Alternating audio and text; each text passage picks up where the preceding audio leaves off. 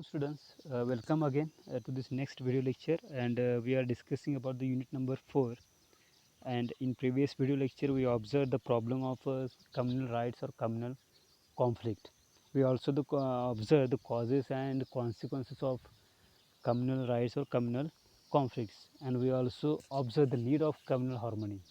We should maintain the communal harmony in our country, and we also observed several examples, stories, 10 stories that have paved the path to maintain the communal harmony in our country or in our society. So right now we are going to study the next problem, that is unemployment. And let me clear here that uh, right to education, it is our basic human rights. Again, right to work, right to serve, right to get the job, it is also our basic human right, and it is the responsibility of the government. Somehow the government, state government or state central government, fulfill this responsibility, but somehow they can't. Okay, so if they don't fulfill the responsibility of giving the job to the person, educated person, then it is the failure of the government, and it is the violation of our basic human right. So this is the thing. But let me clear that what is that unemployment. Let us clear the concept that what is unemployment. So let us go on. See, so we may study what is the meaning of unemployment, types of unemployment, steps taken by government to reduce unemployment, suggestions to solve unemployment. These things we will learn in this current video lecture. So unemployed, see here, there are some definitions given here or meanings given of unemployment. So first is that unemployment means a situation in which people are willing to work, means people have wish to work at the existing rate of wage, but they don't get the job. That is called here unemployment. Again, according to Paijo, a man is unemployed. A man is unemployed only when he is both without a job or not employed, and also desires to be employed. Okay, a person is unemployed when he is called unemployed. He is both without a job, he doesn't have a job currently, and employed, but he has wish, he has desire to work. And if such situation comes to the person, that person is called unemployed. Okay, here this is the symbolic image of an unemployed person. Then let us see the types of unemployment. So open unemployment, under unemployment, then educated unemployment, industrial unemployment, rural unemployment, and urban unemployment. Let us see in detail. So open unemployment, so it means the person doesn't get employment at all during the year. During the year, that person doesn't get the employment. So these person are willing to work, have a necessary caliber, means ability, skill, capability, but they don't find the work. That is called here open unemployment. Then under unemployment, it means the person gets employment for a few months and remains unemployed for some months. And it means person works at a job that is below his caliber and qualification. If this condition is there, then that is called here under employment. Then disguised unemployment, it refers to a state where more people are engaged in a given job than really needed. If some of them withdrawn from that job, it will not lead to any fall in total output. That is called here disguised unemployment. Then seasonal unemployment, it means a person is employed in a particular season and is unemployed in another season.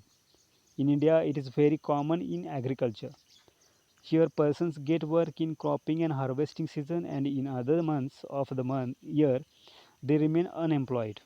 It is estimated that the farmer who sows a single crop in a year remains unemployed generally for 5 to 7 months.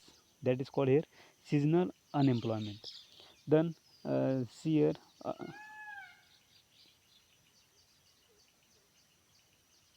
this is the row that denotes unemployment line. So educated unemployment, when educated people do not get job according to their educational standards, it is called educated unemployment. Then industrial unemployment, with the rapid growth of population and urbanization, more people seek more people seek employment in industries. Because of seasonal nature of agriculture, people from village come to urban areas in search of industrial jobs. But industries in India is not so large. Okay, and that state arises the industrial unemployment. Frictional unemployment. Let us see what is this frictional unemployment. This unemployment of temporary. This is temporary nature. This employment type is temporary nature. It arises due to market imperfections. When people shifts one place to another and there they seek jobs, there may many be unfilled vacancies at that place, but it takes some time to match the unfilled vacancies. It includes rural employment. See, it is characterized by disguised unemployment, seasonal unemployment, and under unemployment. Then urban unemployment. It is characterized by educated unemployment, open unemployment, and industrial unemployment. If you don't understand these concepts, you have to stop this video, you have to revise this video, pause this video, go back to the video, and get understanding of these concepts. Okay, because it will retain for longer time. The link will be shared to you, and this will for uh, temporary. You may uh, go to that link and observe video anytime, but don't procrastinate. At the same time, when it is shared to you, at the same time just clear the concepts. Then structural unemployment. This unemployment is because of technological change or a change in the damaged pattern of goods. It is possible that demand of new type of goods has increased or technological advancement has taken place and labor doesn't have right skills to manufacture new type of goods or work with new technology. Okay, that is called here structural unemployment. Then cyclic unemployment. In every economy, trade cycles prevail, that is period of boom, depression. In the period of boom, there are many economic activities, more persons jobs in the period of boom, while in the period of depression there are lesser economic activities like decrease in demand. Okay, then statistics. Let us see the statistics about unemployment in India. Unemployment rate in India decreased to 4.90% in 2013 from 5.20% in 2020. Unemployment rate in India averaged 7.32% from 1983 until 2013, reaching on an all-time high of 9.40% in 2009 and a record low of 4.90% in 2013. Then unemployment rate in India is reported by the Ministry of Labour and Employment India. In 2017, the unemployment rate in India was estimated to be 3.52%. Again, this is the graphical structure, or we may say graphical presentation or explanation of that unemployment. Then causes of unemployment in India. Let us see what are the causes of unemployment in India. Okay, see, first is that rapid growth of population and increase in labor force. There is a high population. This is a common cause of unemployment. Means in the proportion of that high population, we can't get the job. It is not possible to the government to provide job to every person who is educated. Okay, or every people. Then underdevelopment of economy. Then agricultural is seasonal occupation. Then defective system of education, means skill based education is not available somewhere in country. Then uh, fall of cottage and small industries, slow growth of industrialization, inappropriate technology, less savings and investment, immobility of labor, caste system. These are the several causes of unemployment in India. Then steps taken by government to increase employment, that is Swarn Jayanti Gram Surozgar Yojana, SGSY.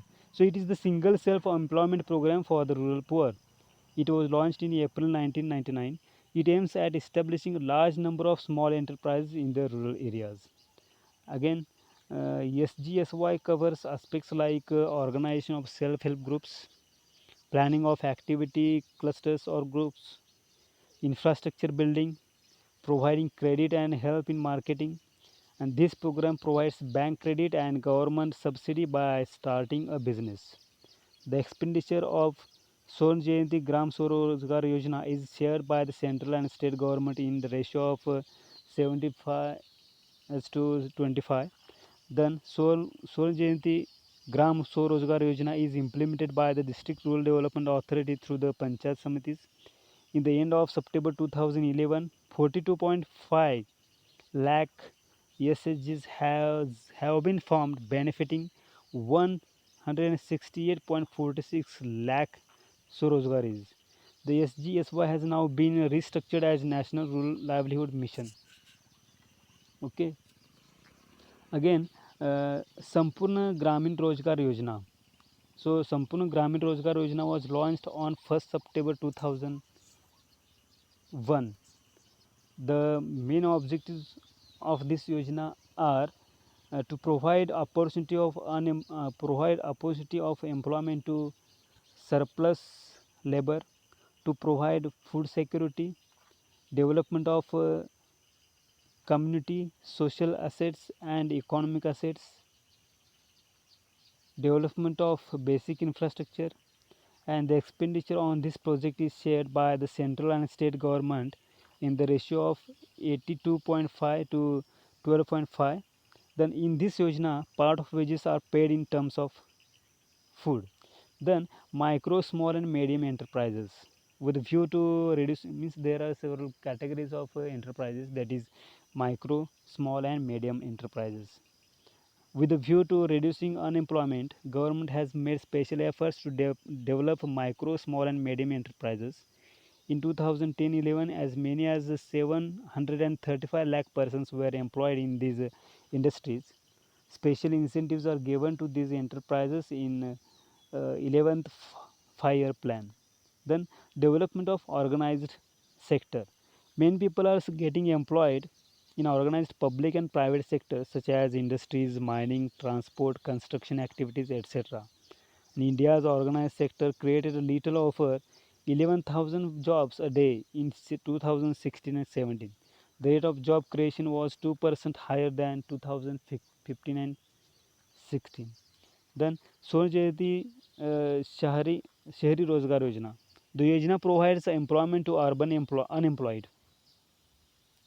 It came into operation from 1st December 1997 and it comprises of two special schemes, that is Urban Self-Employment Program, Urban Wage Employment Program. And in Urban Self-Employment Program, the person starts his own work business and earns profit, while in Urban Wage Employment Programs, the person takes employment as employee with some other person and get wage salary for his work.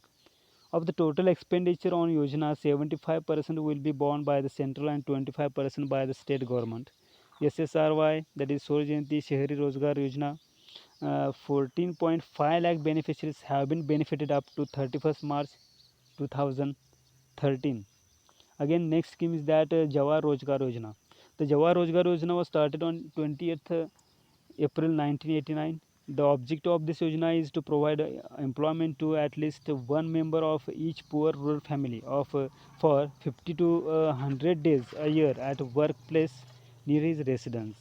A special feature of the scheme is that 30% of the employment generated will be reserved for women, and the central government will finance 80% of the program and the state government will have to bear only 20% of the expenditure of the scheme.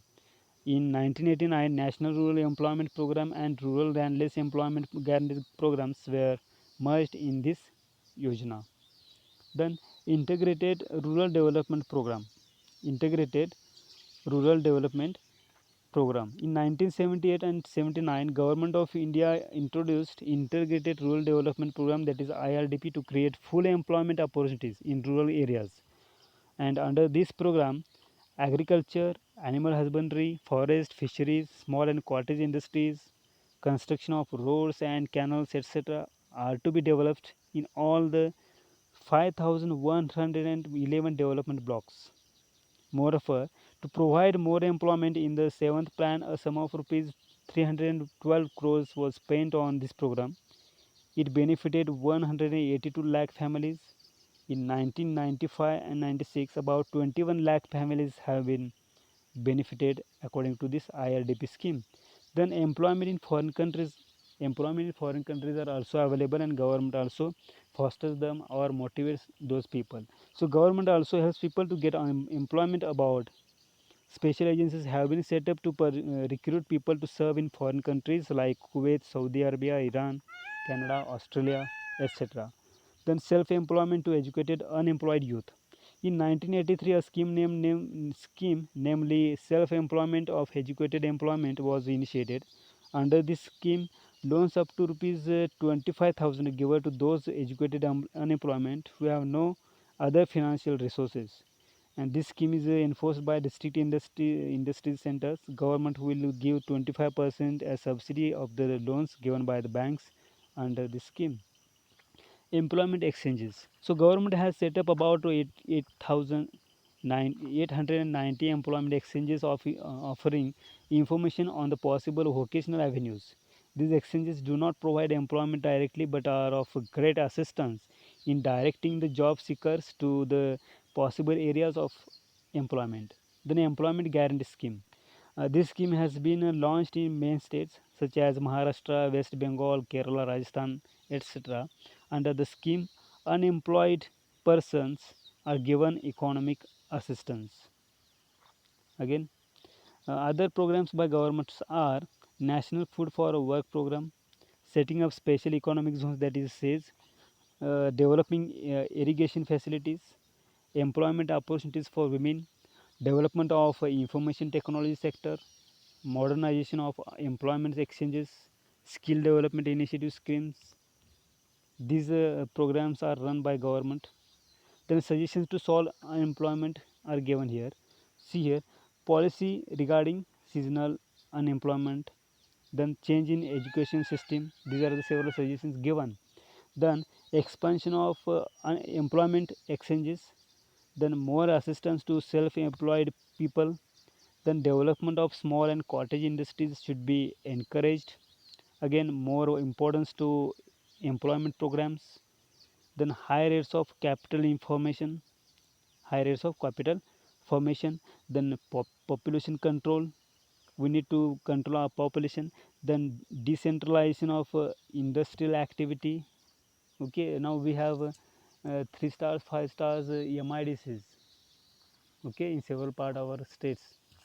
So it is called a decentralization of industrial activity. Then increase in investment, then establishment of powerhouses in villages, expansion of small irrigation facilities, then promotion of exports. So these are the suggestions given to solve unemployment. We may focus on these suggestions, and if you feel that if you are unemployed person or other persons who are residing mm, as a neighbor to you, then you may suggest these things. Okay, so we are getting the information what is the concept of unemployment and how we can curb this unemployment in our country, in our society, in our state. Okay, again, uh, these several things help us to uh, to become more powerful, to become more skilled person, as that unemployment status should not be developed in the society, and this will be helpful to become a good person with having a technical skills and other skills which are required for the industry, which are required for that company. Okay, so it will create awareness among us that we should not be unemployed. rather we should be skilled, and we in future we may become a good entrepreneur also. Okay, so there is a proportion that job forces search. We always search for job, again we search for job, applicable job, eligible jobs. So these things we studied here. At the beginning of the video I said that it is the responsibility of the government to give you education as well as to provide you a job. Okay, so if it is not, if it is a failure to provide you the job, then it is a kind of a violation of your basic human right, that is a right to work. So that's all in this current video lecture. So we may again discuss in the next video lecture about the problem of bonded labors. So till then, thank you and have a nice day.